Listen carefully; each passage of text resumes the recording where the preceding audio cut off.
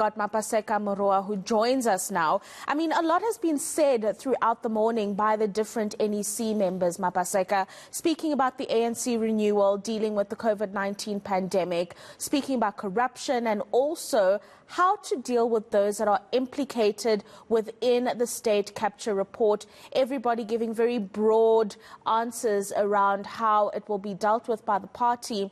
But ultimately, Mapaseka, one thing that I'm getting here is the divisions within the party are going to prevent decisive action being taken on any of the resolutions taken by the NEC. Absolutely. I think, the ANC is in a very interesting situation as it stands. The factionalism is very rife. And, it's not just the state capture report that's currently sitting, well, phase one of it, that's currently sitting on the president's table that would be an issue. But it's also beyond that as well. I mean, the elective conference is coming up, but also on a national level. We saw what happened to Parliament. We saw what happened to the Constitutional Court. And there have been these allegations that this might be linked to what happened last year in July. So the factionalism of the African National Congress does not only affect the organization itself, but it affects the country as a whole. And we know that they also struggle with the issue of accountability. So it will be interesting to see if this will be something that will drag out for years. But not just that, another question would be, will the private sector be punished? And also will be, the endemic culture of corruption in the country, will that be dealt with? When you think about from the traffic department, when you go and get your license, to the tender system, will that be dealt with as well? These are the questions that we need to ask ourselves. No, absolutely, Mapaseka. And I mean, I was listening to the speech that the president was giving at the gala dinner yesterday before the lights went out, and he spoke a lot about unifying the party and dealing with a lot of the inefficiencies that currently exist there.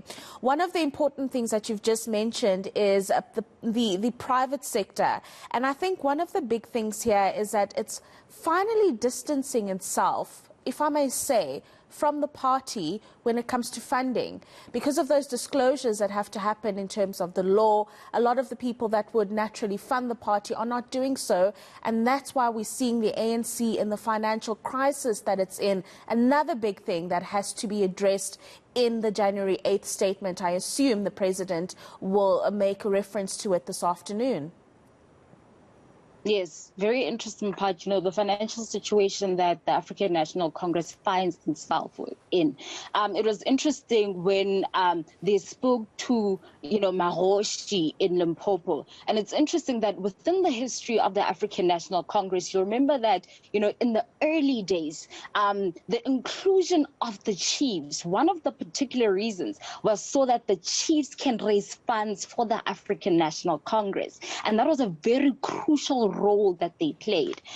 So it will be interesting to see now how they're able to, garner financial support, not just from the private sector, but from the people that they were able to garner that financial support from, like the chiefs, who are a very important part. But you know what? There has been a lot of talk about, can we discount the African National Congress? Is this the end? Are they on their knees? But when we look historically, the African National Congress is actually quite resilient. In 1919, there was a trade union that was founded, ICU, and it was very radical. And at the time, the African National Congress approach and response to, the state of the country was very conservative. You'll remember that the first black lawyers were the leaders and members of the African National Congress. And there were two ways that they dealt with the situation. First, it was, through the legal system. They looked for loopholes in the law. Second is that they would send delegations to Britain to try and appease the crown and say, hey, we've been colonized. Please intervene in the current situation in South Africa. But after that radical moment in 1919 and 1920, the African National Congress, although remained, quite conservative, there was that shift in 1944, the formation of the ANC Youth League, and it became more militant and it became a bit more radical. And so the African National Congress, although it's caught sleeping at some point, it has this ability to be able to turn when it's necessary. And I think these are the questions that now come to play, is that can it be as resilient as it has been in the past? And you look at, after it was Mapaseka, I want to come in there because that's a very important point that you bring up there, the resilience of the African National Congress and its ability to kind of get itself out of sticky situations. And it takes me to what's likely to happen at the conference later on this year. Can that resilience be banked on Cyril Ramaphosa? Yesterday, Stan Mathabatha in Limpopo put his support behind Cyril Ramaphosa as the ANC president to be re-elected at this their conference later on this year. Is that resilience banked on Cyril Ramaphosa, or I don't know? I really worry about the level of resilience given all of the revelations that we've had after state capture and the like. Look, historically in the African National Congress, the president will have 2 terms. That's the history that we know. But what's interesting is that, the popularity of President Matamela Ramaphosa that was said to be, very enormous, wasn't so in the local general elections. And that's troubling. So even if he is re-elected, the question now becomes, can the ANC in itself as an organization, it's not just dependent on one individual, it's the organization itself. Can it really read the moment and be able to have a turning point and be able to communicate effectively to South Africans so that they're not rendered below that 50% mark and they're able to still govern the country, is the question. So I think that will be interesting to see. But one of the issues that are at the core is that the African National Congress resolves to issues, but they don't implement the issues. Hence, we saw that very embarrassing moment with the EFF, tabling these demands. And what's interesting about those demands is that it was nothing new. These are resolutions of the African National Congress. It should have been easy for them to say, well, absolutely, we've resolved to these issues, and therefore we can implement them in order for you to save us in these metros. So that'll be the interesting thing. Will the African National Congress continue resolving to things that they have no political will to implement? Or will there be a turning point where they resolve to things they can implement, or resolve to things that are quite radical and actually implement them, is the question, we should ask, and we remain to see that. And of course, before they implement all of these resolutions that they've been speaking about for a number of years, an important thing here, Mapaseka, is that it's not a moment of celebration, but rather one of introspection, where the party looks within, as you've mentioned briefly in your previous answer, that it looks within it and sees this is the issue and how do we resolve that. But before we get to resolving, it needs to be a moment of introspection to actually recognize that we're actually not doing well before we can actually start making the changes that the country wants to see. Absolutely, 100%. But I think the messaging has been in 2 ways. The leader of Dr. Fikile Mbalula was saying, look, the reason why we were rendered, under that 50% mark is because, our people didn't come out to vote. That's the issue. So I worry that they're not really recognizing the moment, that as much as, yes, they need to worry about people not coming to the polls, they also need to worry about people who actually show up to the polls but don't vote for the African National Congress. And this is the thing about the history of the African National Congress, is that it's not just that it has great opposition, but it's self-destructive. So until there is that turning point, in itself, it distracts. So it'll be interesting to see if they can thoroughly read the moment and see that it's not just the people who are not coming to the polls, but it's the people who are actually willing to replace them as a governing party. Are they reading that moment? Have they reconciled themselves with that reality is the question. And, you know, they've always, time and time again, after these elections, they've said, look, we are going back to the drawing board. But I don't think they've thoroughly went to the drawing board. Because they continue to resolve to things that they have no political will to implement. They continue with the corruption, the incompetence, and the factionalism that is so rife and that is destroying the African National Congress. So, I mean, it's up to them to not only to look within, but to implement the necessary changes. It's quite apt that you mention the incompetence that's been rife within the ANC and within the ranks. Yesterday, in his speech, President Cyril Ramaphosa spoke about the fact that there needs to be an overhaul in the way that people are appointed. People with skills, with the competency, need to come into spaces of leadership. But I doubt that this will actually happen. This is always just a talk shop, and I don't know if there is enough of a backing for Cyril Ramaphosa to make sure that the kind of change that he wants to see within the ANC and government at large actually happens. You know, it's actually sad for the African National Congress because when you think of the leaders that were and the members that were, the first batch of black South African lawyers, even, in the ANC Youth League in 1994, you think of the Nelson Mandelas, the Oliver Tambos, the Walter Sisulus. These are individuals who are highly educated, highly qualified.